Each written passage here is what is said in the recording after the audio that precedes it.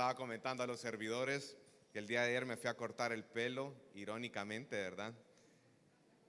Y me di cuenta de dos cosas. Bueno, en primer lugar, que irónicamente me están saliendo canas y estoy más viejito. Y en segundo lugar, me recuerdo que cuando estaba ahí esperando pasar, habían varias personas que estaban esperando poder pasar, ¿verdad? Pero yo había agendado la cita anteriormente. Entonces una persona que había llegado antes que yo se levantó, ¿verdad? Y le dijo, no se preocupe, yo solo la barba me voy a tocar. Bien el peluquero le dice, sí, pero él ya había hecho la cita anteriormente. Además, él va a pasar rápido, dice. En ese momento no sé si sentirme mal o sentirme gozoso porque iba a pasar, pero dije, bueno, el peluquero tiene una gran razón en eso. Vamos a abrir nuestras Biblias, amados hermanos. Primera carta de Tesalonicenses, capítulo 4, versículo 13 al 18. Primera carta a los Tesalonicenses, capítulo 4, versículo 13 al 18. Le hemos titulado al sermón de esta mañana, Una esperanza gloriosa. Una esperanza gloriosa.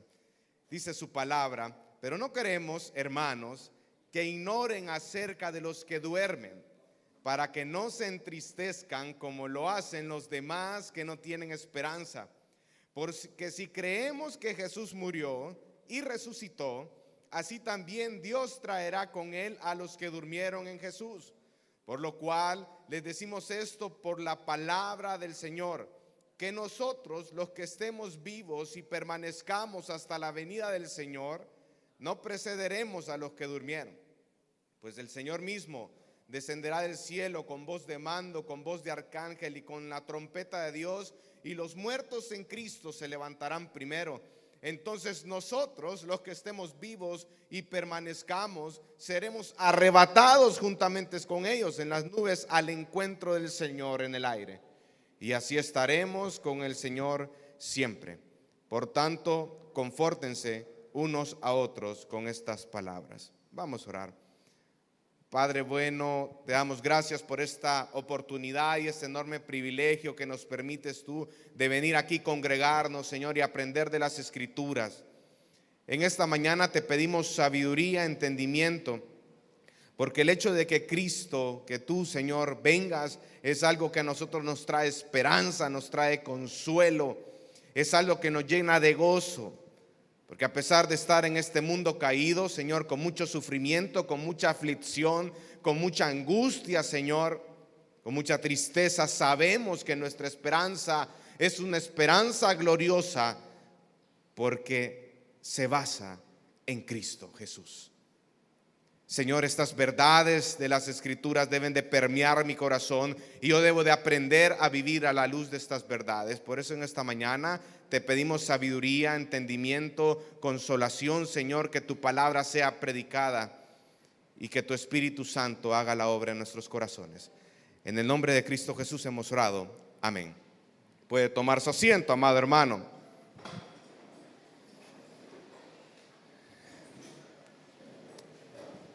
Durante todo este tiempo hemos estado estudiando un poco acerca de esta carta de los tesalonicenses. Una carta muy preciosa, amado hermano. Hemos aprendido acerca de esa iglesia que ha sido transformada por el Evangelio. Hemos visto desde el capítulo 1, 2, 3 cómo el Señor está haciendo la obra en los hermanos de Tesalónica, porque ellos recibieron la palabra no como de hombre, sino como palabra de Dios. Y también Pablo estaba consolando y tenía un corazón pastoral hacia la iglesia de Tesalónica. Sin embargo, dentro de la iglesia de Tesalónica existía una profunda convicción de que Cristo iba a regresar. Y ellos vivían bajo esa perspectiva de que Cristo viene y viene otra vez y viene por la iglesia y viene a reinar. Entonces, cuando Pablo estaba instruyendo a los hermanos de Tesalónica, y eso lo vimos en los primeros sermones de este estudio, sabemos de que él estuvo alrededor de 3 hasta 6 meses instruyendo a los hermanos de Tesalónica acerca de las verdades doctrinales de las Escrituras. Y una de esas verdades es la que concierne con la venida de Cristo, el hecho de que Cristo venga a reinar nuevamente y venga por su iglesia. Entonces los hermanos de Tesalónica estaban esperando a Cristo y en su conocimiento ellos esperaban de que Cristo viniera mientras ellos estuvieran con vida. Los primeros días era algo fenomenal, estar congregándonos, estar con los demás hermanos, conviviendo en comunidad, aprendiendo de las escrituras. Pero a medida que avanzaba el tiempo, ellos se dieron cuenta que muchos hermanos en Cristo que estaban siendo perseguidos por causa del evangelio de Jesucristo, estaban muriendo. Y cuando eso pasó, en los corazones de los hermanos había una tristeza. Recuerden de que estamos hablando de hermanos que habían practicado el amor fraternal. Había un vínculo fraternal entre ellos. Y por consecuencia había una tristeza y había preguntas acerca de la muerte de estos creyentes. Porque ellos esperaban que Cristo viniera, pero los creyentes están muriendo. Y entonces, esa fue una de las grandes preguntas que le hicieron al apóstol Pablo. ¿Qué pasa con los creyentes que se están muriendo en este momento? ¿Ellos van a resucitar? Y viene Pablo, y parte de esta carta es una respuesta a esa pregunta. Pero él viene y aborda esa pregunta con un corazón, hermano, pastoral increíble. No como un teólogo, sí había teología de por medio, pero él quería dar una respuesta que consolara a los hermanos de Tesalónica. Y en esta porción de las Escrituras vamos a estudiar cómo Pablo, con un corazón pastoral, les enseña a los tesalonicenses que en Cristo tenemos una esperanza gloriosa. Y lo más hermoso, hermano, como cristianos, es que estaremos para siempre con Él. Así que en esta oportunidad estudiaremos acerca de 4 razones por las cuales los cristianos tenemos una esperanza gloriosa. La razón número 1 es por la resurrección de Cristo. La razón número 2, porque la palabra del Señor lo enseña y el Señor mismo le instruyó a Pablo acerca de esta gran verdad. Razón número 3, porque el Señor mismo vendrá por su iglesia. Y razón número 4, porque viviremos para siempre con Él. Mira el versículo 13. Dice: pero no queremos, hermanos, que ignoren acerca de los que duermen, para que no se entristezcan como lo hacen los demás que no tienen esperanza. El primer punto de esta mañana, hermano, es una vida sin esperanza. Pablo inicia acá con 2 maneras de ver la muerte. La primera de ellas lo dice en el versículo 13, dice: aquella muerte que entristece, pero esa tristeza proviene de una falta de conocimiento de quién es Cristo y también de que esas personas no tienen la esperanza. En otras palabras, aquí lo que está hablando es de todas aquellas personas que son inconversas y que no creen en Jesucristo. Y en el otro lado, él empieza a desarrollar desde el versículo 14 acerca de esa esperanza gloriosa, de lo que representa la muerte para el creyente. Nosotros tenemos una esperanza gloriosa porque esa esperanza, y lo vamos a ver posteriormente, radica en la persona de Jesucristo. Pero lo primero que habla acerca en el versículo 13 es esa vida sin esperanza. Dice: pero no queremos, hermanos, que ignoren acerca de los que duermen. Amados hermanos, muchas de nuestras malas decisiones en nuestra vida o desconciertos en nuestra vida cristiana se debe a nuestra ignorancia de los propósitos de Dios. Y mucha de nuestra ignorancia proviene de nuestro desconocimiento de la palabra de Dios. El pueblo del Señor sabe que la Biblia ha sido inspirada por Dios y es útil para enseñar, para redarguir, para corregir, para instruir en justicia, a fin de que el hombre de Dios sea enteramente preparado para toda buena obra. Todos lo creemos. Sin embargo, cuando llevamos este versículo a la práctica, no nos gusta estudiar, ni leer, ni meditar la palabra de Dios. ¿Qué dice el Salmo 1, iglesia? Dice: bienaventurado el hombre que no anduvo en consejo de malos, ni en silla de escarnecedores se sentado, sino que en la ley de Jehová está su delicia, y en su ley medita de día y de noche. La palabra de Dios debe ser para el cristiano un motivo para continuar estudiándola, porque la palabra de Dios trae vida. La palabra de Dios santifica. Entonces muchas veces nosotros ignoramos los principios de las Escrituras porque no buscamos meditar en ellas, porque no estudiamos la palabra, y como consecuencia no tenemos criterios sólidos de cómo conducir nuestras vidas para glorificar a Dios. La ignorancia, hermano, es un terrible pecado, porque detrás de la ignorancia hay una falta de interés del cristiano por escudriñar la palabra del Señor. Hay una pereza con respecto a ello. Los tesalonicenses eran ignorantes no por falta de estudio de la palabra, sino, como le hemos mencionado anteriormente, los misioneros tuvieron que retirarse casi que de manera repentina, porque los querían matar, los querían apresar por causa del evangelio. Pero en 3-6 meses, hermano, sí estableció bases el apóstol Pablo con los hermanos de Tesalónica. Sin embargo, habían ciertas cosas que era necesario abordar. Y en este momento, Pablo va a abordar una de las grandes preguntas que tenían los tesalonicenses. ¿Cuál era esa gran pregunta que tenían los hermanos? ¿Qué pasa con los creyentes que mueren antes de la venida de nuestro Señor y Salvador Jesucristo? La muerte, hermano, es una realidad con la cual nosotros debemos de vivir. Es parte de la vida. El hecho de que los cristianos mueran, que nazcan y sigan creciendo y mueran, es parte del proceso de la vida y es una realidad con la cual nosotros podemos vivir.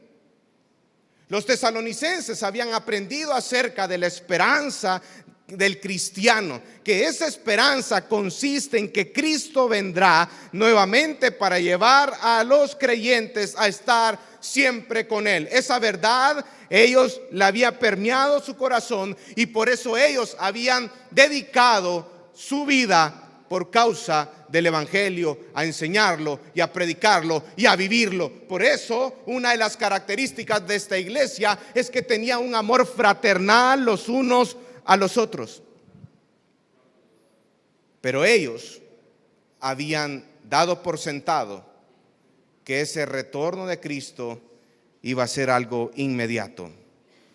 Ellos habían dado por sentado que todos iban a vivir hasta que ese momento llegara. Sin embargo, la realidad era otra. Y la realidad es que a medida que avanzaba el tiempo, habían hermanos en Cristo que estaban muriendo, y ahí es donde empiezan las preguntas. ¿Dónde están? ¿Dónde están esos hermanitos en la fe que Dios en su providencia nos ha permitido estar conviviendo en esta iglesia? Pero han muerto. ¿Qué pasará con estos hermanos en la fe que están muertos cuando Cristo venga? ¿Qué sucederá con ellos? Y más de alguno ha de haber pensado también, a lo mejor esto de la segunda venida no es una realidad, no va a pasar. Había muchas inquietudes, había muchas preguntas. Y viene Pablo y me encanta la manera como él responde en esta porción de las Escrituras a esa pregunta, porque sí hay una teología implícita, pero lo está abordando desde una postura pastoral, consciente de que los hermanos estaban atravesando por un momento bastante difícil. Estaban viendo a los hermanos morirse, hermano. Y él por eso aborda esta pregunta con un corazón pastoral, deseando aliviar ese corazón entristecido y traerles un consuelo y una esperanza a esos hermanos. Por eso en el versículo 13 dice que ignoren acerca de los que duermen. No dice los que mueren, dice los que duermen. Y el punto acá, hermano, es que esto es un eufemismo. Cuando yo hablo de eufemismo, es una expresión que se utiliza para sustituir una palabra que socialmente es considerada ofensiva o de mal gusto, una palabra chocante. Los que duermen. Cuando habla acerca de los que duermen, está hablando acerca de las personas que han muerto y que son creyentes. Una de las verdades que manejan las escrituras, hermano, es que cuando el creyente muere, el creyente pasa a la presencia del Señor. Sin embargo, hermano, este creyente en la presencia de Dios está con Él de una manera consciente. Sin embargo, el cuerpo de ese creyente todavía está en la tierra. No ha sido glorificado el cuerpo, por lo tanto, esa etapa de santificación final no ha sido culminado por el momento. Pero la presencia, cuando el creyente muere, directamente pasa a la presencia de Dios, esperando ser resucitado, pero está en la gloria con Él. Esa es una de las verdades que enseña las escrituras. Ellos están en un estado consciente y están disfrutando de una nueva dimensión del conocimiento de Dios, como dice segunda carta a los Corintios, capítulo 5, versículo 8.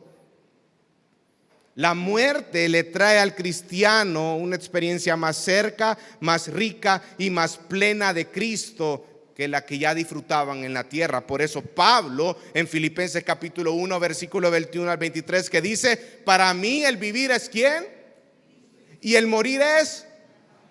Bajo esa perspectiva Pablo está enseñando acá. Pero dice la palabra en el versículo 13: para que no se entristezcan como lo hacen los demás, que no tienen esperanza. Y en esta parte Pablo no les prohíbe a los tesalonicenses no sentir tristeza ante la muerte de sus hermanos, sino que prácticamente lo que les dice: hermanos, que esa tristeza que ustedes tengan no debe ser caracterizada por la desesperación, como aquellos que los que no conocen el evangelio de Cristo. No está prohibiendo aquí la tristeza. Recuerden que anteriormente en el capítulo 4 versículo 9 Pablo les dice a los hermanos: hermanos, yo no tengo más que decir acerca del amor fraternal, solamente les digo que sigan abundando más y más, que sigan creciendo más y más en el amor fraternal. Cuando existe ese vínculo fraternal, cuando existe ese amor fraternal entre los cristianos, entre la comunidad de la fe, entre todos los que estamos en la iglesia, es normal que la muerte provoque un duelo y una tristeza en el corazón del creyente. Eso es normal. Todos los que estamos acá hemos en algún momento de nuestras vidas acudido a un entierro de un ser querido. Pablo está hablando acá de la muerte de creyentes. Entonces, ¿alguna vez usted ha enterrado a creyentes? ¿Ha acudido a la vela y al entierro? Yo me recuerdo que uno de los entierros que más impactó mi vida fue un entierro que tuvimos allá en San José, Guayabal, que uno de los líderes de la iglesia falleció de manera repentina, y ese líder era el servidor, también predicaba el evangelio de Jesucristo, y nos tocó ir a la vela. Creo que era un martes o un miércoles que nos tocó ir en la noche a ir a predicar. Me acuerdo que estábamos con Jaime y aquel solo me escribió: mira, falleció el hermano tal, ok, vamos. Y nos tocó ir, hermano, hasta San José, Guayabal, un martes, miércoles en la noche, para ir a predicar en medio de la vela y después ir a enterrar al hermano en Cristo. En mi corazón existía una tristeza, claro. Yo lloré, como muchos de los que estamos acá alguna vez hemos llorado por la muerte de un hermano en Cristo. Pero aquí en esta porción de las Escrituras, Pablo no está prohibiendo la tristeza, porque cuando existe ese vínculo y ese amor fraternal, hay un duelo, hermano, y hay un tiempo para llorar. El problema es cuando esa tristeza se vuelve incontrolable, cuando esa tristeza se vuelve algo desorbitado. Ese es el problema de acá. Nosotros estamos en la iglesia, y una vez un pastor, maestro mío, me decía: hermano, me decía, o tú entierras a las ovejas o las ovejas te entierran a ti, me dice. Esa es la realidad en la cual vivimos en la iglesia. Amén. Y una oportunidad, una hermana muy querida, estábamos acá en la iglesia y me dice, estaba celebrando su cumpleaños, y me dijo algo que a mí me llamó mucho la atención. Me dijo: pastor, yo le doy gracias a Dios porque estoy celebrando un año más de vida, porque me ha permitido estar acá y estar en la comunidad de la iglesia. Yo solo le pido al Señor de que ustedes nos entierren. Y yo me quedé. Pero qué bonito es que usted, qué raro, ¿verdad?, que lo que dice el pastor Marcelo ahorita. Pero qué bonito es llegar al entierro del hermano en Cristo y no tener que estar mintiendo acerca de que fue un hermano en Cristo cuando en realidad no lo era. Sino decir: hermano, esa persona está con Cristo. Esa persona fue transformada por el evangelio, y esa persona continuamente predicó el evangelio incansablemente, y pudimos ver a Jesucristo a través de esa persona. O enterramos a las ovejas, o las ovejas nos entierran a nosotros. Y el papel del Espíritu Santo no es hacernos insensibles ante el sufrimiento, hermano, sino en proporcionarnos esperanza en medio del sufrimiento. Es algo que ante el mundo es algo ilógico. El mundo no entiende cuando los cristianos están pasando por sufrimiento y están glorificando al Señor. El mundo no lo entiende, porque el mundo no tiene la esperanza que nosotros creemos. El mundo no cree en Cristo, nosotros sí creemos en Cristo, y Cristo vive. Y esa es la verdad que va a permear mi corazón.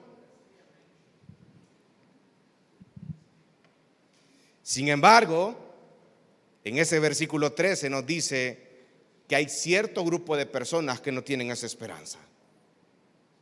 ¿Quiénes son? Los incrédulos. Los inconversos no tienen esa esperanza, como dice Efesios capítulo 2, versículo 12. Por eso a los inconversos les aterra la idea de la muerte o piensan que esta vida es la única que existe. Ellos viven tras los placeres de la vida. Vida solo hay una y hay que vivirla bien. Bajo esa filosofía es que ellos empiezan a vivir su vida, y es comprensible, hermano, porque ellos no han nacido de nuevo. Y esa misma perspectiva acerca de la muerte nosotros lo podemos ver en el libro de Hechos capítulo 17, cuando el apóstol Pablo se dirige al Areópago y que empieza a desarrollar un discurso increíble. Y empezó. Pero luego cuando habló acerca de la resurrección, dice en Hechos 17:32 que las personas que estaban escuchando acerca de la resurrección en ese momento dejaron de prestar atención y se empezaron a reír. Porque para ellos era algo absurdo, era algo que no existía.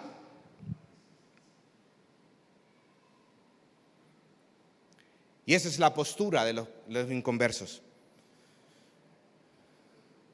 Ahora, si el creyente se entrega a la desesperación provocada por una tristeza debido a la muerte de otro creyente, lo que eso revela en el corazón es una falta de conocimiento de las Escrituras. No es malo ponerse triste, no es malo tener una etapa de duelo, no es malo llorar, hermanos.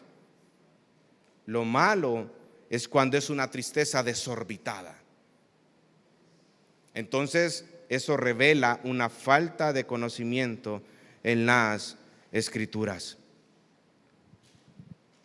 Solo el conocimiento de la verdadera esperanza cristiana puede proporcionar esperanza de cara a la muerte. Y el único que puede dar esa esperanza es nuestro Señor Jesucristo. Vamos al versículo 14. Dice: porque si creemos que Jesús murió y resucitó, dejémoslo ahí. La razón número uno por la cual el cristiano tiene una esperanza gloriosa, hermano, es por la resurrección de Jesucristo. Y por eso el apóstol Pablo dice acá: porque si creemos que Jesús murió y resucitó. Nuestra esperanza se centra en la gloriosa certeza que un día todos los que han muerto en Cristo resucitarán y estarán con Él para siempre. Gloria a Dios por ello. El creyente se enfrenta a la muerte con la confianza que su destino final es el reino de Dios y la presencia de Cristo de manera eterna. Por eso tenemos fe, esa confianza. Pero, ¿cómo podemos estar tan seguros de ello? Y es una de las preguntas, ¿verdad? Y viene Pablo y responde: ¿saben por qué estamos seguros de lo que estoy diciéndoles? Por la resurrección de Cristo. Cuando la palabra de Dios nos asegura la resurrección de los creyentes, lo hace bajo la premisa de la resurrección de nuestro Señor Jesucristo. Sin perder Tesalonicenses, vámonos a primera carta a los Corintios, capítulo 15, hermano.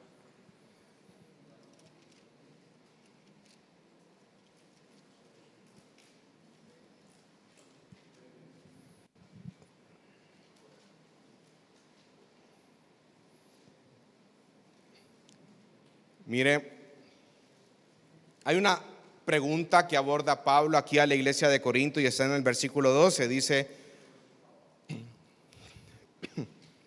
creo que me voy a detener un poquito en esto para explicarles acerca de ello. Mira el versículo 12, dice: ahora bien, si se predica que Cristo ha resucitado de entre los muertos, ¿cómo dicen algunos entre ustedes que no hay resurrección de los muertos? Había un problema en la iglesia de Corinto, y ese era que muchas personas no creían en la resurrección de los creyentes, no creían en la resurrección de los muertos. Y viene Pablo en la primera carta de los Corintios, capítulo 15, y lo que hace el apóstol Pablo es ver las consecuencias de esa afirmación que ellos estaban haciendo. Mire el versículo el 12, Pablo dice: ok, ustedes no creen que Cristo, ustedes no creen que no hay resurrección de los muertos. Mire el versículo 13, dice. Entonces empieza a hablar acerca de las consecuencias de esa afirmación. Versículo 13, la primera consecuencia: si no hay resurrección de los muertos, entonces ni siquiera Cristo ha resucitado. Y si Cristo no ha resucitado, ¿qué dice, iglesia? Vana es entonces nuestra predicación. ¿Ustedes sostienen eso? Ok, entonces todo lo que estamos haciendo ahorita, que es predicando el evangelio, no sirve, es vano. Continúa y mira el versículo 14, dice: y vana también la fe de ustedes. Si niegan ustedes que no hay resurrección de muertos, están negando implícitamente, directamente, que Cristo no ha resucitado. Y si Cristo no ha resucitado, entonces nuestra fe es vana. Miren la consecuencia de esa afirmación. La fe es algo inútil si niegan eso. Continúe, mire el versículo 14, dice, 15, perdón. Aún más somos hallados testigos falsos de Dios, porque hemos testificado contra Dios que Él resucitó a Cristo. Tercera consecuencia: están mintiendo acerca de quién es Dios. Y continúa diciendo: a quien no resucitó, si en verdad los muertos no resucitan, porque si los muertos no resucitan, entonces ni siquiera Cristo ha resucitado. Y si Cristo no ha resucitado, la fe de ustedes es falsa. Los corintios están creyendo en algo falso si están ellos haciendo esa pregunta que no existe resurrección de los muertos. Es otra consecuencia de esa afirmación. Mira el versículo 17 dice: y si Cristo no ha resucitado, la fe de ustedes es falsa. Y de ahí que dice, iglesia, todavía están en sus pecados. Otra consecuencia de esa afirmación. Versículo 18, entonces también los que han dormido, o sea, los que han muerto en Cristo, están perdidos. Otra consecuencia: que todos aquellos creyentes que han muerto creyendo en Cristo están perdidos. Y la última consecuencia lo dice en el versículo 19, dice: hemos esperado en Cristo para esta vida solamente, somos de todos los hombres los más dignos de lástima. Los creyentes son los más dignos de conmiseración si su esperanza en Cristo solo es de esta vida. Esa idea era falsa, y a través de las consecuencias, al final lo que quiere el apóstol Pablo, que los corintios entiendan que es algo absurdo lo que ellos están pensando. Y lo vamos a ver más adelante. La resurrección de Cristo son primicias. Y si Cristo resucitó, hermanos, su iglesia resucitará también. Esa es la verdad en todo esto. Por eso Él lo aclaró. Por eso en el versículo 20 dice: pero ahora Cristo ha resucitado entre los muertos, primicia de los que durmieron. Ahora, porque Cristo resucitó, Dios resucitará a aquellos que le pertenecen. destruirá la muerte. Juan 5:21 dice lo siguiente, iglesia: porque así como el Padre levanta a los muertos y les da la vida, asimismo el Hijo también le da vida a los que Él quiere. Juan 5 del 28 al 29 dice: no os admiréis de esto, porque viene la hora en que todos los que están en los sepulcros oirán su voz, y saldrán los que hicieron lo bueno a resurrección de vida, y los que practicaron lo malo a la resurrección de juicio.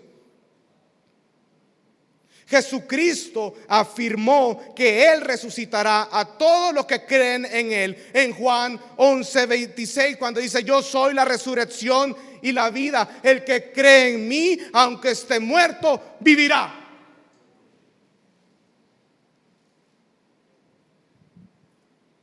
Gloria a Dios por ello. Y en su contexto, Juan 11 habla acerca de cuando Cristo resucitó a Lázaro. Interesante, porque ser un testimonio, prueba o garantía de lo que Cristo había afirmado en Juan 11:46. Qué preciosa verdad. Ahora bien, existe un hecho innegable, y es que la piedra angular de nuestra fe es la resurrección de Jesús. Como lo mencionó Pablo en esta carta a los Corintios, dice que si Cristo no resucitó, entonces nuestra fe es vana, entonces nuestra predicación es vana.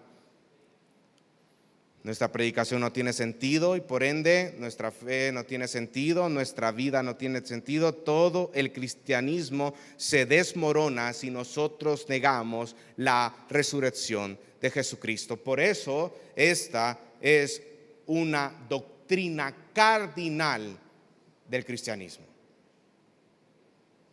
Cualquier iglesia que niega la resurrección de Jesucristo no es iglesia, es una secta. Porque nuestra esperanza radica en esto. Nuestra piedra angular es la resurrección de Jesús. Ahora, amado hermano, ¿cómo vive usted a la luz de esa verdad?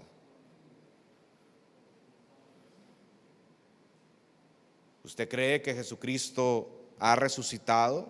Amén, dice, ok. ¿Cómo vives a la luz de esa verdad? Porque Cristo viene y eso lo que debe de provocar en ti es tener una participación activa en el estudio de las Escrituras y también poco a poco a la luz de la palabra y con la ayuda del Espíritu Santo. Verdaderamente el Señor está haciendo la obra en ti continuamente. ¿Sabe lo que esto debe de provocar en el corazón del creyente? Santidad. Reflejar a Cristo, la estatura del varón perfecto, anhelar más las cosas terrenales, más las cosas eternas que las terrenales. Eternidad, santidad.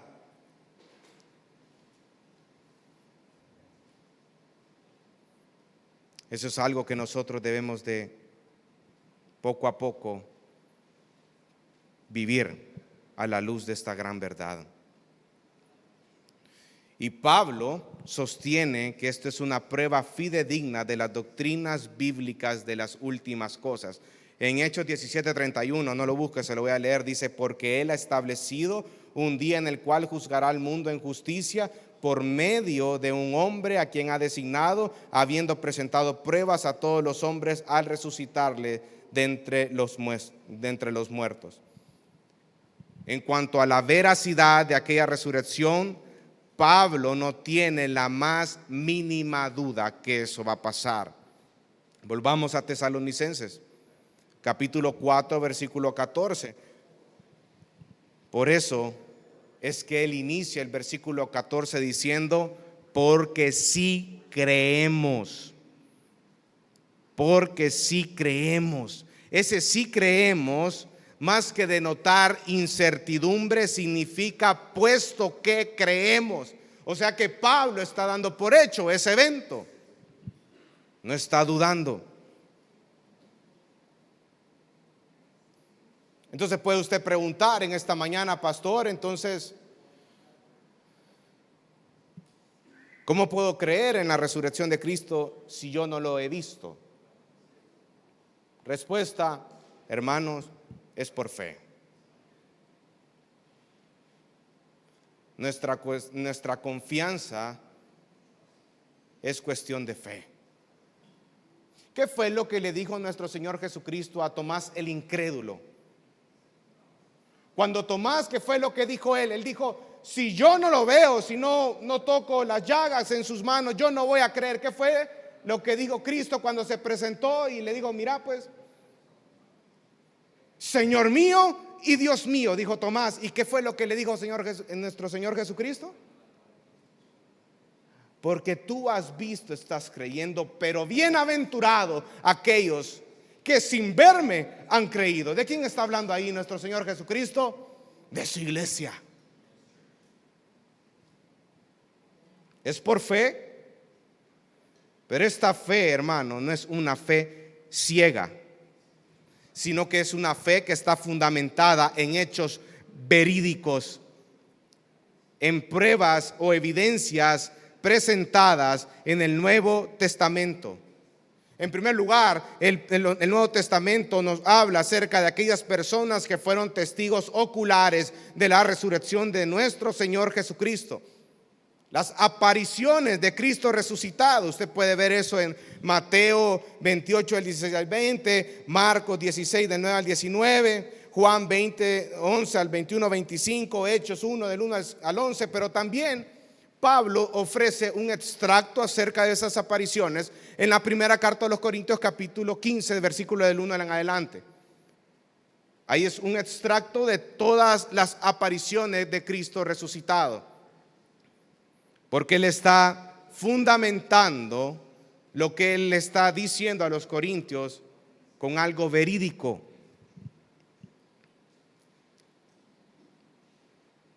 Amados hermanos, la muerte y resurrección de Jesucristo fueron anunciados de antemano en el Antiguo Testamento. Usted puede ver salmos, por ejemplo el Salmo 16 del 8 al 11, que habla acerca de la venida y de la muerte y la resurrección de Cristo. Hechos 2 del 25 al 32 también nos habla acerca de eso. Y uno de los pasajes que más tenemos fresco en nuestra mente es cuando Jesucristo dice, así como Jonás estuvo 3 veces en el vientre del pez, así el Hijo del Hombre al tercer día va a resucitar. Jesucristo está ocupando una figura del Antiguo Testamento, que es Jonás, para dar una explicación acerca de la resurrección. La resurrección es algo que fue anunciado. La muerte y la resurrección es algo que fue anunciado desde el Antiguo Testamento. Si no, fíjese también Isaías capítulo 53, el siervo sufriente. Si usted cuando va viendo Isaías 53, cuando va viendo Daniel, usted ya siente que Isaías y Daniel ya van a decir Jesucristo. Porque toda característica va con Cristo, la forma como iba a morir, con quienes iba a ser sepultado, todo apunta a Jesús. Incluso hasta es que es tan perfecto, es tan providencial. La revelación es progresiva. Sin embargo, hasta menciona que en Belén de Efrata iba a nacer el Salvador. Miqueas capítulo 5 versículo 2. Ahora es algo que se ha anunciado en el Antiguo Testamento. ¿Y saben qué? Cristo resucitó. Primera de Corintios 15:4 dice, Cristo resucitó conforme a las Escrituras. Se cumplió todas aquellas profecías. ¿En quién se cumplieron? en nuestro Señor y Salvador Jesucristo. Si podemos resumir el Evangelio, hermanos, sería de la manera como Pablo lo dice en primera de Tesalonicenses 4:14. ¿Saben cómo resumimos el Evangelio? En esa frase: si creemos que Jesús murió y resucitó. John Stott le llama a esto el centro irreducible. Me encanta.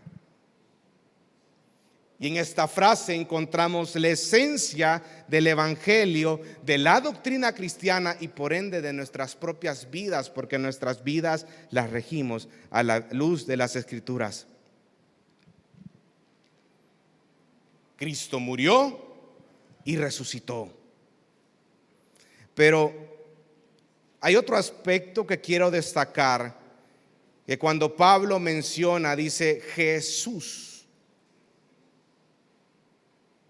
Porque si creemos que Jesús murió y resucitó, o sea, hay un aspecto intencional, hay algo intencional de parte de Pablo. Es la segunda vez que lo menciona a lo largo de toda la carta. En capítulo 1, versículo 10 también lo dice. Pero él trata de resaltar la humanidad de nuestro Señor Jesucristo a través de eso. Jesús es ese nombre que nos hace recordar los acontecimientos de la vida terrenal de nuestro Señor. Ese nombre le recordaba a los tesalonicenses que ese libertador a quien ellos estaban esperando y quien había sufrido todo tipo de vituperios, todo tipo de sufrimientos, todo tipo de aflicciones e incluso la muerte misma. Esa muerte que ellos estaban ahorita preguntándose acerca de lo que estaba pasando, era un hombre humano. Dios hecho hombre. Por eso en Hebreos capítulo 2 versículo 10 que dice, porque tenemos a alguien que padeció todo tipo de aflicciones y de tentaciones. Tenemos al sumo sacerdote perfecto, al intercesor Jesucristo.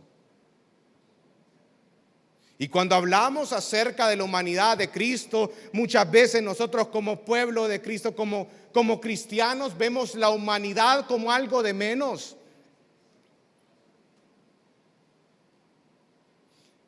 Hablamos acerca de la deidad de Cristo, pero la humanidad lo vemos como algo de menos, y no es así, hermanos. El hecho de que Cristo haya venido en carne propia a la tierra es la autohumillación de Dios mismo. Él añadió a su deidad humanidad. Por eso en Filipenses capítulo 2 el apóstol Pablo empieza a hablar: ay, a este sentir en ustedes como lo hubo también en Cristo, el cual siendo Dios no escatimó a ser así, no como Dios, sino, y ahí empieza a desarrollar todo. Se hizo hombre, añadió a su deidad humanidad, y eso no es algo que nosotros debemos de tener como menos. Al contrario, hermano, el hecho que Cristo haya sido un hombre en carne y hueso es el intercesor perfecto.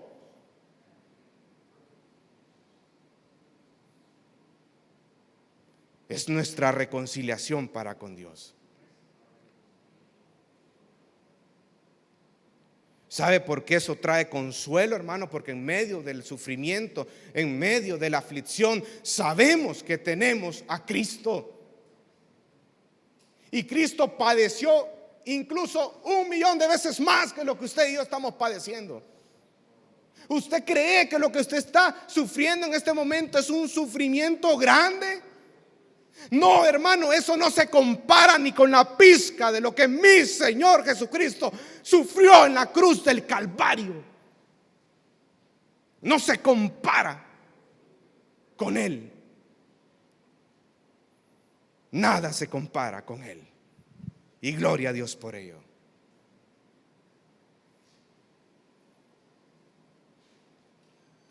Qué enorme consuelo trae eso al corazón del creyente. Volvamos al versículo 14, dice: así también Dios traerá con él a los que durmieron en Jesús. El fallecimiento o la muerte de alguien que está unido a Cristo por la fe, que participa de los beneficios de la muerte expiatoria y de su resurrección, según lo que acabamos de leer en 1 Corintios capítulo 15. La muerte de Cristo nos trae a nosotros los beneficios de la expiación o el perdón de los pecados, y su resurrección, la vida eterna. Por eso es que Pablo en esta porción dice: si creemos que Jesús murió y resucitó. La resurrección de Jesús es la causa última de la resurrección de los creyentes. Pablo viene, y lo curioso de todo esto, que en Tesalonicenses habla acerca de la resurrección de Cristo y lo relaciona con la resurrección de los creyentes, y en 1 Corintios 15 el argumento es el mismo. Sin embargo, él lo parte desde la resurrección de los muertos, de los creyentes, y dice resurrección de Cristo.